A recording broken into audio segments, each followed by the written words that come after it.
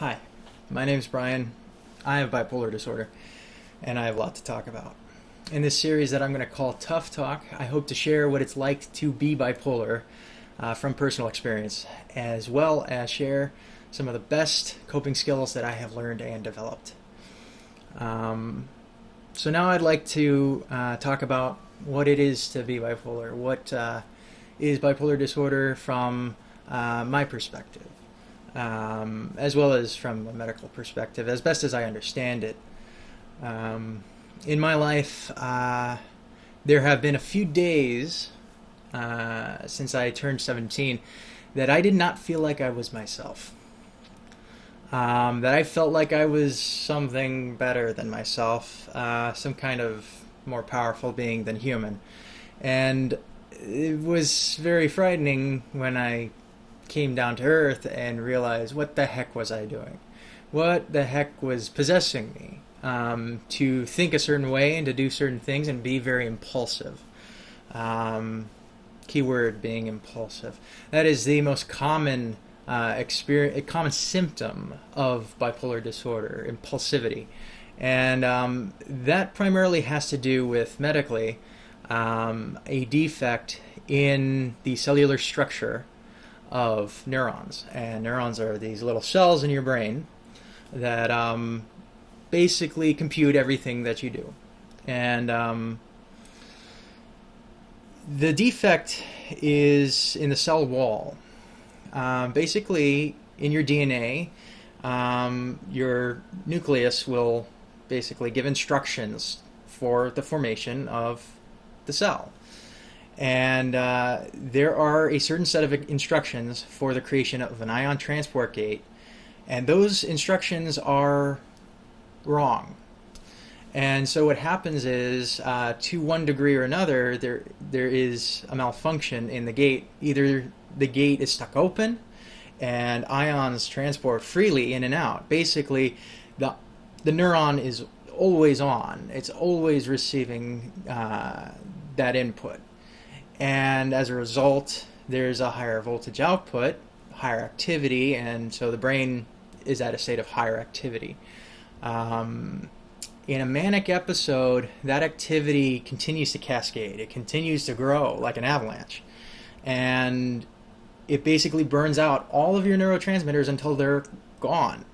And that's the end of a manic episode, which leads to severe depression, which is why the condition was previously called manic depressive disorder.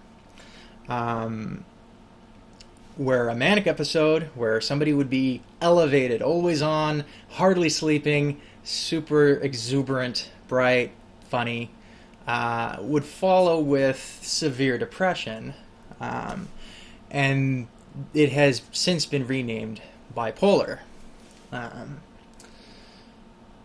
And many people consider manic depressive to be a more accurate description. But the bipolar renaming came with its classification as a mood disorder, which doesn't make much sense considering it's not a mood disorder, it's really a disease that's affecting your mood. A disease which can be degenerative. Later in life, you could expect to have either or both Parkinson's or Alzheimer's or any of those other related dementias. Parkinson's being a dementia of your motor function. And so, you know, it's a serious illness. It's not to be taken lightly. And it's certainly not what anyone might think on the surface. If you have seen television or movies of somebody with bipolar disorder, your perception might be very different. You might be inclined to blame them for their own choices in life, when in reality, you know, and it's easy for the show to blame them for their choices in life because that's part of the drama, but in reality, it's not like that. The way this affects you, the way this changes you, it's completely out of your control if you have the disease. The only thing in your control if you do have the disease is getting treatment.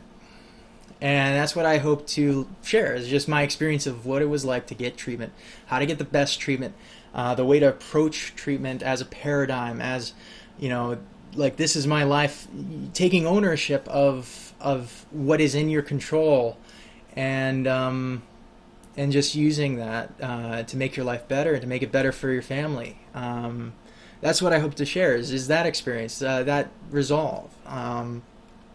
Because I know what it's like to be on the other end, to be feeling helpless, to be lost, to really not know where to go, what to do, who to get help for. I mean, like, what do I do? You know, and I had to be in a position where, like, those answers weren't there, so I had to make them. You know, I had to answer my own questions. I had to basically go to my healthcare professionals and go, let's make this happen.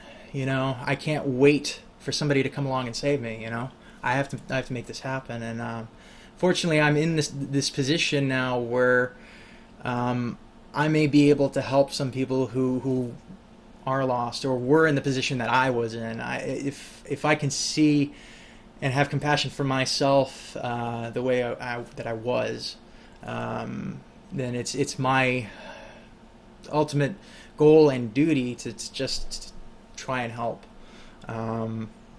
That's all I want to do. And if you're interested in hearing any of this, in learning from my perspective, what it's like to live with bipolar disorder, as well as how it affects your family, the whole 9 yards, I'm going to cover my whole story with this. And please subscribe.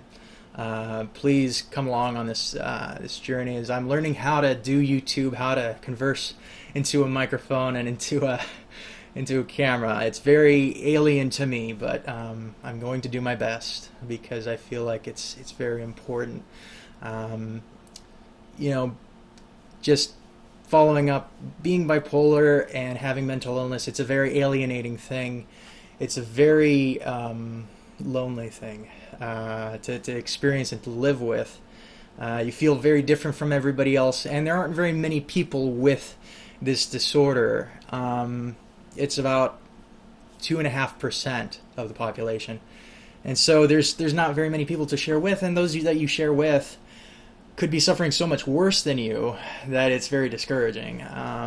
So I want to be there, available to share with you if you have this disorder.